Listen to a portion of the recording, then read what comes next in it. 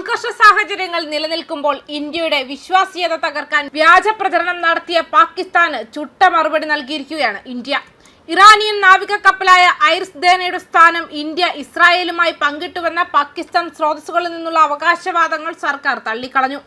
അവയെ ഏകോപിതമായ തെറ്റായ വിവരണ പ്രചാരണത്തിന്റെ ഭാഗമാണെന്ന് അവർ പറഞ്ഞു. മാർച്ച് 4-ന് ശ്രീലങ്കയ്ക്ക് സമീപം ഇന്ത്യൻ മഹാസമുദ്രത്തിൽ US അന്തർവാഹിനി ഇറാനിയൻ യുദ്ധക്കപ്പൽ മുക്കി 87 നാവികർ കൊല്ലപ്പെട്ട ആക്രമണത്തിന് ദിവസങ്ങൾക്ക് ശേഷമാണ് ഈ വിശദീകരണം. ഇന്ത്യയുടെ വിശ്വാസ്യത തകർക്കാൻ രൂപകൽപ്പന ചെയ്ത വ്യാജ വീഡിയോകളിലൂടെയും തെറ്റായ വിവരണങ്ങളിലൂടെയുമാണ് ആരോപണങ്ങൾ പ്രചരിച്ചതെന്ന് ഒരു പ്രസ്താവനയിൽ പറയുന്നു. കപ്പലിന്റെ സ്ഥാനം ഇന്ത്യ ഇസ്രായേലിനെ അറിയിച്ചിരുന്നുവെന്ന് കരസേനാ മേധാവി ഉപേന്ദ്ര ദ്വിവേദി തെറ്റായി അവകാശപ്പെടുന്നതായി കാണിക്കുന്ന ഒരു വൈറൽ ക്ലിപ്പ് ഒരു ഡീപ് ഫേക്ക് ആണെന്ന് സർക്കാരിന്റെ Press Information Bureau Fact Check Unit flag ചെയ്തു. ഡീപ് ഫേക്ക് വീഡിയോ അലേർട്ട് കാഴ്ചക്കാരെ തെറ്റിദ്ധരിപ്പിക്കുന്നതിനായി പ്രൊപ്പഗൻഡ അക്കൗണ്ടുകൾ AI സൃഷ്ടിച്ച വീഡിയോ പ്രചരിപ്പിക്കുന്നുണ്ടെന്ന് മുന്നറിയിപ്പ് നൽകി PIB ഫാക്ട് ചെക്ക് പോസ്റ്റ് ചെയ്തു. സൂക്ഷിക്കുക, പൊതുജനങ്ങളെ തെറ്റിദ്ധരിപ്പിക്കാൻ വേണ്ടി പങ്കുവച്ച ഒരു കൃത്രിമ ബുദ്ധി സൃഷ്ടിച്ച ഡീപ് ഫേക്ക് വീഡിയോ ആണിത്. ജനറൽ ദ്വിവേദി അത്തരമൊരു പ്രസ്താവന നടത്തിയിട്ടില്ല എന്നും അത് കൂട്ടിച്ചേർത്തു. ഇറാനിയൻ കപ്പലിന്റെ നീക്കങ്ങളെക്കുറിച്ച് ഇന്ത്യ ഇസ്രായേലിന് രഹസ്യാന്വേഷണം നൽകിയെന്ന കഥ അടിസ്ഥാനരഹിതമാണെന്ന് സർക്കാർ ആവർത്തിച്ചു. കൃത്രിമമായ ഉള്ളടക്കത്തിന്റെ വ്യാപനം തടയുന്നതിന് ഡിജിറ്റൽ പ്ലാറ്റ്ഫോമുകൾ AI ജനറേറ്റഡ് മീഡിയയെ ലേബൽ ചെയ്യണമെന്ന് ആവശ്യപ്പെട്ടുകൊണ്ട് അടുത്തിടെ അവതരിപ്പിച്ച വിവരസാങ്കേതിക വിദ്യാ നിയന്ത്രണങ്ങളും ഉദ്യോഗസ്ഥർ ചൂണ്ടിക്കാട്ടിയിട്ടുണ്ട്.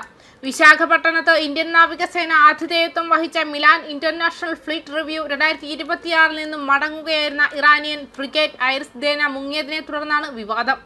ഗാലിക്ക് സമീപമുള്ള അന്താരാഷ്ട്ര ജലത്തിൽ വെച്ച് ഒരു US അന്തർവാഹിനി കപ്പൽ ടോർപിഡോ ചെയ്തതായി റിപ്പോർട്ടുകൾ പറയുന്നു. അപകടത്തിൽപ്പെടുമ്പോൾ കപ്പലിൽ ഏകദേശം 130 പേർ ഉണ്ടായിരുന്നതായി ഇറാൻ അധികൃതർ പറഞ്ഞു. ശ്രീലങ്കൻ സേനയുടെ നേതൃത്വത്തിൽ നടത്തിയ രക്ഷാപ്രവർത്തനങ്ങൾ ഏകദേശം 30 നാവികരെ രക്ഷപ്പെടുത്തി. അവരെ ചികിത്സയ്ക്കായി കരാബിദിയ ആശുപത്രിയിലേക്കും കൊണ്ടുപോയി. ശ്രീലങ്കൻ നാവികസേനയുടെയും ശ്രീലങ്കൻ വ്യോമസേനയുടെയും സഹായത്തോടെ തിരച്ചിൽ രക്ഷാപ്രവർത്തനങ്ങൾ നടത്തി. സംഭവത്തോട് ഇറാൻ രൂക്ഷമായി പ്രതികരിച്ചു. ആക്രമണത്തെ കടലിലെ ക്രൂരത എന്ന് സയ്യിദ് അബ്ബാസ് അരാക്ചി അപലപിച്ചു. ആക്രമണത്തിൽ US കഠിനമായി ഖേദിക്കുമെന്നും മുന്നറിയിപ്പ് നൽകി. സുരക്ഷാ വിശകലന വിദഗ്ധർ വിശാലമായ പ്രാദേശിക ആഘാതം എടുത്തു കാണിച്ചു. തന്ത്രപരമായ കാര്യവിദഗ്ധൻ നിതിൻ A. ഗോഖലെ പറഞ്ഞു, ഇപ്പോൾ സംഘർഷം ഇന്ത്യൻ മഹാസമുദ്രത്തിലേക്കും ഇന്ത്യയോട് അടുത്തും വ്യാപിച്ചിരിക്കുന്നു എന്നാണ് എപ്പിസോഡ് സൂചിപ്പിക്കുന്നത്.